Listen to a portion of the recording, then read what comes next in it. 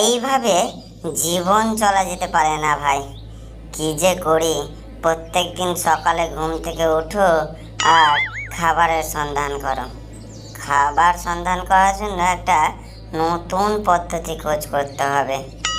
আর পারছি না, কি যে করি ভাবতে হবে একটু ভালো করে। আর যাই হোক, এটুকু করলে ভালো হবে, বনের পশুদের বোকা বানিয়ে তাদেরই শিকার করতে হবে। এইভাবে খাবার খুঁজতে খুঁজতে শেয়াল অনেক গভীর জঙ্গলে পৌঁছে গেল আর বসে বসে ভাবতে লাগলো কি করা যায়। এত গভীর জঙ্গলে চলে এলাম, তবুও একটা খাবারের সন্ধান পেলাম না। কি যে করি ভেবেই পাচ্ছি না। সবাই মিলে শিয়ালকে সাহিস্তা করেছি। বেটা অনেক জ্বালিয়েছে, এবার না খেয়ে মরছে। বেটা মরুক।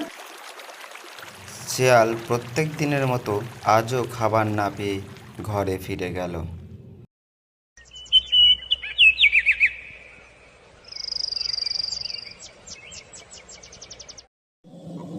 এত ভাবতে ভাবতে একটা উপায় পেয়েছি বটে।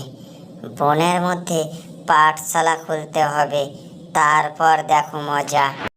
আর সেই পাঠশালায় শিক্ষক থাকবে শিয়াল পণ্ডিত, আর সবাই নিজের নিজের বাচ্চাদের নিয়ে আসবে সেখানে পড়ানোর জন্য।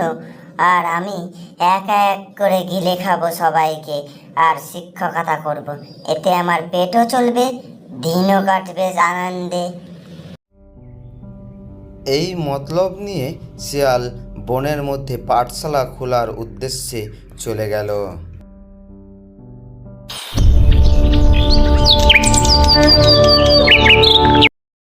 বলছি ছাগল ভাই, শুনছো? আমি বনে নতুন পাঠশালা খুলেছি। সেই পাঠশালায় পড়াশোনার জন্য বনের সবাইকে বলে দিও তাদের বাচ্চাদের যেন পাঠিয়ে দেয়, আর তুমিও পাঠিয়ে দিও।